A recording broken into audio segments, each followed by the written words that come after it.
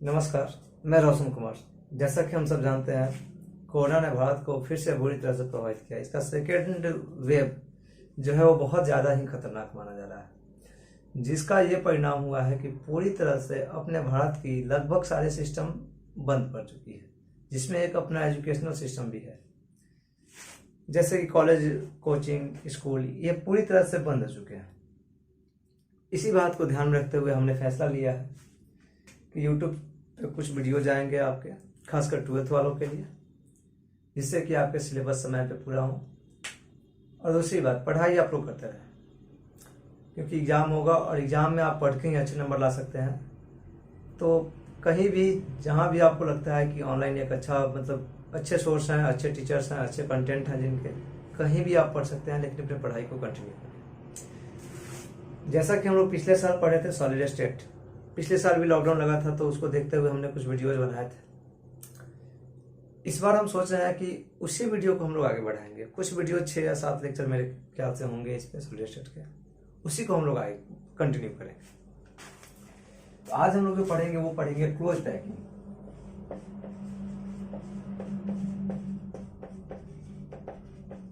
Close packing of constituent particle.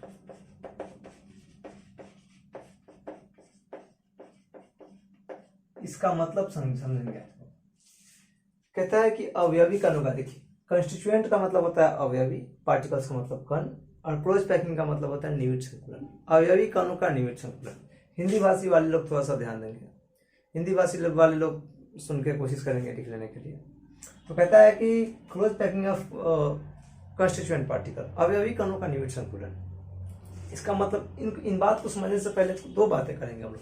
एक coordination number बात करेंगे और दूसरी बात करेंगे हम लोग क्लोज पैकिंग। अवयवी कणों का निविड़ संकुलन जो कह रहा है, इसका मतलब ये हुआ कि जैसा कि हम लोग जानते हैं कि जितने भी मैटर्स हैं, जितने भी वस्तुएं हैं, वो कहीं ना कहीं पार्टिकल से बने हुए हैं। और ये चैप्टर हम लोग ठोस के बारे में बात कर रहे हैं, तो जितने भी ठोस होते हैं वो कणों से बने रहते हैं। तो उन कणों में देखेंगे कि किन कणों का अवयवी कण किस तरह से उसमें अरेंज रहता है या फिर उनका पैकिंग रहता है। तो सबसे पहले हम लोग देखेंगे कोऑर्डिनेशन नंबर।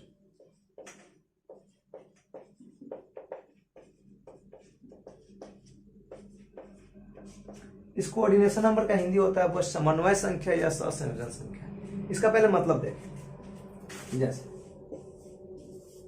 जैसे इस कण के बारे में अगर आपसे कोई पूछता है कि इस कण का कोऑर्डिनेशन नंबर बताइए, तो आप बताएंगे, जैसे इसको x मान लिया जाए, तो coordination number of x equal to क्या, देखिए इसको जितना टच कर रहा है, इस एक को ये टच कर रहा है और ये टच कर रहा है, 2 हो जाएंगे इसको कोऑर्डिनेशन नंबर। थोड़ा सा इसी बात को आगे बढ़ाते हैं। अब आपसे इस y के बारे में कोई पूछे कि y का कोऑर्डिनेशन नंबर बताइए, तो कोऑर्डिनेशन नंबर ऑफ y क्या होगा। देखिए इस y को टच क्या कर रहा है, 1 2 3 4, कोऑर्डिनेशन। थोड़ा सा इसी बात को आगे बढ़ाते हैं हम लोग। जैसे देखिए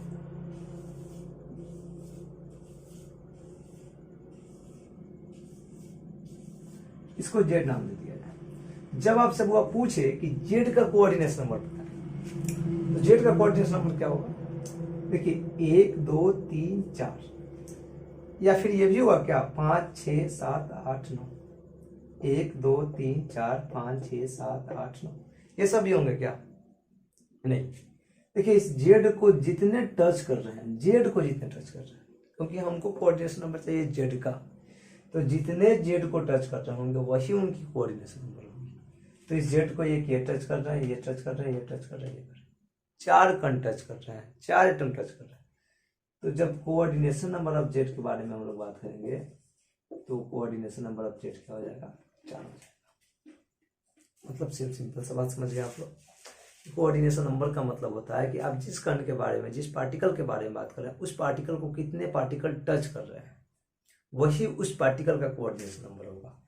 इस पार्टिकल का कोऑर्डिनेशन नंबर 2, क्योंकि इस पार्टिकल को टच कितने कर रहे हैं, तो x का कोऑर्डिनेशन नंबर यहाँ 2 है। अगर मान लीजिए इसमें इस y को दे दिया जाए, तो पूछे y का कोऑर्डिनेशन नंबर 2 क्या बताएंगे। y को कितने टच कर रहे हैं, सिर्फ और सिर्फ एक x टच कर रहे हैं, 1, तो यहाँ पे y का कोऑर्डिनेशन नंबर कितना हो जाएगा, 1 हो जाएगा। तो कोऑर्डिनेशन नंबर के बारे में जा समझेंगे। तो कहता है द नियरेस्ट नेवर, ब्रैकेट में एक वर्ड डाल रहे हैं हम, जैसे इस पर ध्यान देंगे आप लोग, touching particle, the nearest never touching particle of constituent particles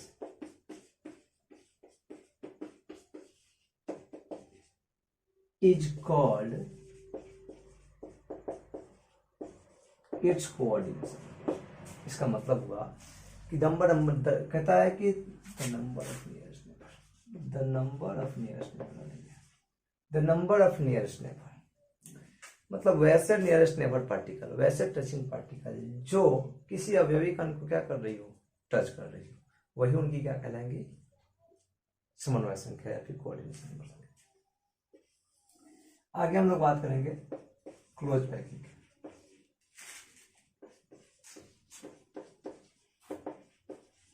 देखिए क्लोज पैकिंग का मतलब समझिए, इसको हिंदी में बोलते हैं निविड़ संकुलन।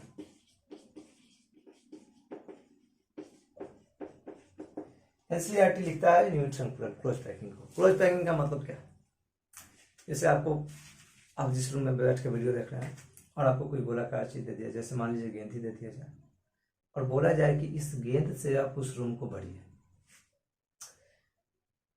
आप उस रूम को जितना भरेंगे वही उसकी कहलाएगी निविड़ संकुलन। मतलब भरना ही क्या कहलाता है, निविड़ संकुलन कहलाता है।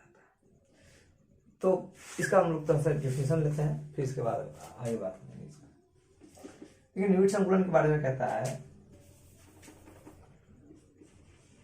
The packing of atom in such a way, हम लोग क्या करें, एटम का पैकिंग इस तरह से करें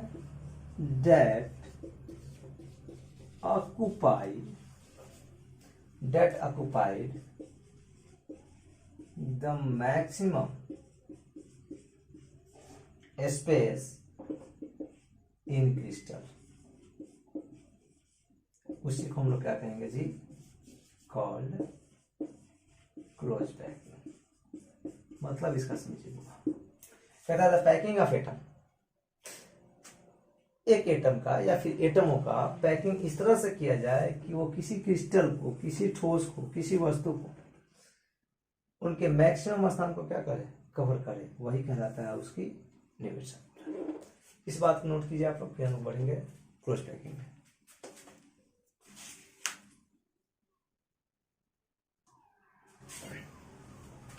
तो हम लोग आगे पढ़ेंगे क्लोज पैकिंग के बारे में, देखेंगे क्लोज पैकिंग क्या है, कितने प्रकार का होता है।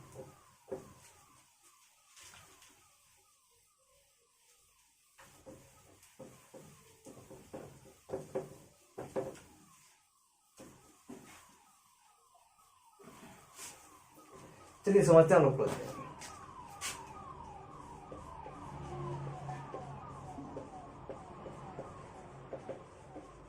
निविड़ संकुलन, निविड़ संकुलन बहुत तीन प्रकार के होते हैं। सबसे पहला जो होता है वो आपका होता है वन डायमेंशनल, बोलते हैं इसको one dimensional close packing.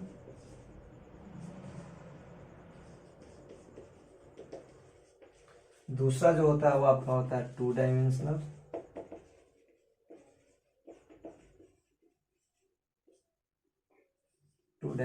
Close packing. तीसरा जो होता है वो आपका होता है थ्री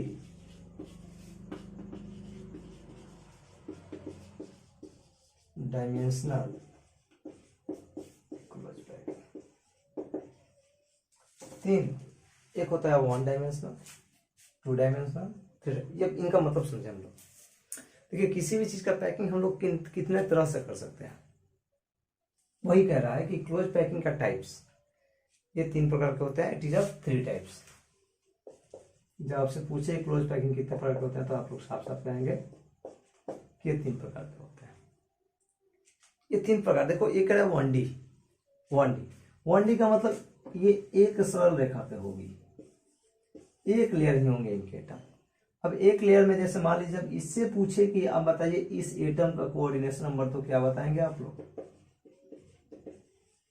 इस एटम का इसको एक्स मानते हैं, coordination number of x equal to क्या? देखिए इसको टच करिए, ये और ये दो।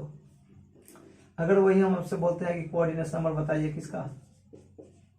वाई का, क्या बताएंगे? इसको कितना टच किया? एक ये टच किया और ये दूसरा दो। अगर इसको जेड नाम दे दें तो पूछे आपसे कोऑर्डिनेशन नंबर बताएं आप जेड का, क्या हो जाएगा? एक ये होगा, आप लोगों को तो दिख रहा है, एक हमें भी यही दिख रहा है, लेकिन देखिए इसका भी कोऑर्डिनेशन नंबर 2 होगा, क्योंकि जब भी कोई वस्तु बनती है किसी पार्टिकल से तो वो पार्टिकल उसके अंदर जो होते हैं वो अनंत होते हैं, इनफाइनाइट होते हैं। मतलब इसके बाद भी एटम है जो हम लोग दिखा नहीं पाए हैं। अब तो अनंत पार्टिकल से कोई चीज बना होता है, तो ये भी एक पार्टिकल है जो हम लोग दिखाने के लिए, मतलब जेड का भी कोऑर्डिनेशन नंबर क्या हो जाएगा? 2 हो जाएगा। आपसे क्वेश्चन करेगा कि एक विमीय निविष्ट संकुलन का सहसंयोजन संख्या बताइए, या फिर what is the coordination number in 1D close packing, तो आपका आंसर 2 जाना चाहिए। और इसमें आपसे ये नहीं पूछेगा एक्स वाई जेड, ऐसा करके नहीं पूछेगा, आपसे सिर्फ और सिर्फ पूछेगा कि एक विमीय निविष्ट संकुलन में उनकी सहसंयोजन संख्या बताइए कणों का, तो आपका आंसर 2 जाना चाहिए। देखते हैं 2D close packing. 2D close packing देखिए ये 2 तरह के होते हैं। एक होता है आपका square close packing,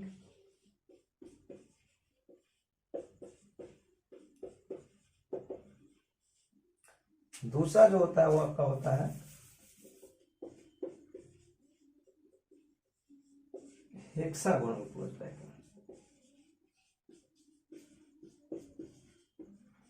square close packing को हम लोग बोलते हैं वर्ग निविष्ट संकुलन, हेक्सागोनल को हिंदी में बोलते हैं षटकोणीय निविष्ट संकुलन। स्क्वायर क्लोज पैकिंग का मतलब समझेंगे जरा सा, इसको शॉर्ट में एससीपी भी आपका लिखेगा और इसको लिखेगा एचसीपी। एससीपी का मतलब समझिए, देखिए यहाँ पे 2D की बात कर रहा है ना, ये 2D का मतलब इसमें आपका एक एक्स एक्सिस भी होगा और वाई एक्सिस भी होगा। मतलब जो आपके एटम रहेंगे वो 2 लेयर में रहेंगे। 2 लेयर का मतलब समझिए, एक तो ये लेयर हो गया, अब इसके बाद भी लेयर होगा, इसके और भी लेयर हो सकते हैं, ठीक है। ऐसे होंगे ये, जैसे ये एक्स हो गया आपका और ये आपका वाई एक्सिस हो गया। एक जेड एक्सिस भी होता है, तो वो 3D में होगा, इसकी जब बात करेंगे हम लोग वहां पे देखेंगे। देखिए एक्स एक्सिस और ये वाई एक्सिस, 2 एक्सिस है आपके पास। अब 2 एक्सिस में एक आपका स्क्वायर की बात कर रहा है और एक कर रहा है हेक्सागोनल, दोनों ही है 2D। ये 2D जो है 2D का ही पार्ट है स्क्वायर और हेक्सागोनल, लेकिन फर्क कहाँ जरा सा समझेंगे, इसको हम एक बार फिर से मिटाते हैं, आप लोग समझेंगे इस पर फर्क कहाँ है। देखिए स्क्वायर क्लोज पैकिंग में आपका देखिए 2 तरह से पैकिंग है 2D में, एक है स्क्वायर और एक है हेक्सागोनल। स्क्वायर में होता है हुआ, हम लोग क्या करते हैं कि गेंद के जस्ट नीचे गेंद रखते हैं, या फिर इनके ऊपर या फिर नीचे, या फिर ऊपर भी रख सकते थे या फिर नीचे भी रख सकते थे, ये तरीका होता है। लेकिन हेक्सागोनल में वो तरीका नहीं, जरा देखेंगे इसमें क्या होता है। जैसे 2 गेंद लिए हम लोग, तो इन गेंदों के बीच, इन गेंदों के जस्ट बीच में हम लोग क्या करेंगे, गेंद रखेंगे। इन 2 गेंदों के बीच में हम लोग क्या करेंगे, ये तरीका होता है। अब इसका कोऑर्डिनेशन, जैसे इस एक्स को एक्स मानते हैं और पूछता है कि एक्स का कोऑर्डिनेशन नंबर बताइए, एक्स का कोऑर्डिनेशन नंबर, को नंबर ऑफ एक्स, देखिए इसको टच कितना कर रहा है, 1 2 3 4, कोऑर्डिनेशन नंबर कितना हो जाएंगे, 4 हो जाएंगे। जब आपसे पूछे इसका कोऑर्डिनेशन नंबर बताइए, इसमें मान लीजिए इसको एक्स मानते हैं, तो देखिए 1 2 3 4 5 6, कोऑर्डिनेशन नंबर ऑफ एक्स जो है वो कितना हो जाएगा, 6। ये इसका, जैसे यहां पे मान लीजिए वाई, अब आपसे कोई पूछता है कि कोऑर्डिनेशन नंबर ऑफ वाई बताइए, देखिए इस वाई को कितना टच कर, 1 2 3 4, 4 कोऑर्डिनेशन नंबर होगा। अगर इसी बात को हम आपसे थोड़ा सा आगे बढ़ाए, इस जेड का कोऑर्डिनेशन नंबर पूछे, कोऑर्डिनेशन नंबर ऑफ, तो यहाँ पे ये जेड का जो आप लोगों को दिख रहा होगा 1 2 3, 3 ही तो दिख रहा है, मतलब कोऑर्डिनेशन नंबर 3 होंगे, 3 ही टच कर रहे हैं। लेकिन कोई भी वस्तु आपके इनफाइनाइट पार्टिकल से बने होते हैं, इसके बाद भी कहीं ना कहीं कण होंगे। मतलब 1 2 3 4, इस जेड का भी कोऑर्डिनेशन नंबर कितना हो जाएगा? 4 हो जाएगा। तो जब भी आपसे पूछता है कि द्विविमीय वर्ग निमित्त संकुलन का ससंयोजन संख्या बताएं, तो आपका आंसर हमेशा क्या रहेगा? 4 जाएगा। थोड़ी सी आगे बढ़ाते हैं, इसमें कोऑर्डिनेशन नंबर ऑफ एक्स जब पता किया तो हम लोग को 6 मिला। अगर मान लीजिए इसको वाई मानते हैं, अब पूछते हैं आपसे कोऑर्डिनेशन नंबर बताइए ऑफ वाई का, क्या आंसर रहेगा आपका? 1 2 3 4 5 6, यहाँ भी 6 है। लेकिन इस जेड का पूछते हैं कोऑर्डिनेशन नंबर ऑफ जेड, तो आपका आंसर क्या जाना चाहिए? 1 2 3 4। अभी तो इस हिसाब से 4 ही है, लेकिन देखिए एक बार फिर से रिपीट कर रहा है कि कोई भी वस्तु जो बनी होती है वो इनफाइनाइट पार्टिकल से बने होते हैं। जो हम लोग यहाँ पे इतना ही पार्टिकल दिखा पाए हैं वो बहुत सारे हैं, इनफाइनाइट है, मतलब इसके बाद भी होंगे, इधर भी होंगे। अब देखिए 1 2 3 4 5 6, कोऑर्डिनेशन नंबर ऑफ जेड भी क्या हो जाएगा? 6 हो जाएगा। कोऑर्डिनेशन नंबर के केस में आपको बहुत ज्यादा कंफ्यूज नहीं होना है। जब आपसे पूछे एक विमीय निविड़ संकुलन का कोऑर्डिनेशन नंबर बताया, तो आपका आंसर जाना चाहिए 2। जब आपसे पूछे कि द्विविमीय वर्ग निविड़ संकुलन का समन्वय संख्या बताएं, तो आपका आंसर 4 जाना चाहिए। और जब आपसे वही बात पूछे कि द्विविमीय षटकोणीय निविड़ संकुलन का समन्वय संख्या बताएं, तो आपका आंसर 6 जाना चाहिए। देखिए अब एक बात हम लोग के मन में यहाँ पे क्वेश्चन उठता है कि जैसे इस तरह से पैकिंग करें हम लोग, गेंद के ऊपर जस्ट गेंद रखना शुरू करें। जैसे आप जिस रूम में बैठ के इस वीडियो को देख रहे हैं, अगर आपसे कोई बोलता है कि चलिए कि आपको गेंद दिया जा रहा है, गोलाकार चीज है, गेंद ही समझिए, गेंद दिया जा रहा है और बोलता है कि तुम इस रूम को पूरी तरह से भर दो। आपने बोला ठीक है, आपने भरना शुरू किया, एक टाइम आया वो पूरी तरह से रूम भर चुका। भरने के बाद आपने गया और बोला कि देखिए आपका रूम पूरी तरह से भर चुका है, लेकिन वो आपसे जस्ट एक क्वेश्चन पूछता है, बोलता है कि चलो भर तो दिए, तुम बताओ कि वो कितना प्रतिशत भाग तुमने भर पाया पूरा भरने के बाद भी। देखिए यहाँ पे ध्यान देंगे आप लोग, ये जो दिख रहा है ना कहीं ये वाला जो गोलाकार चीज जब हम लोग रखते हैं तो ये वाला भाग यहाँ पे खाली रह जाता है।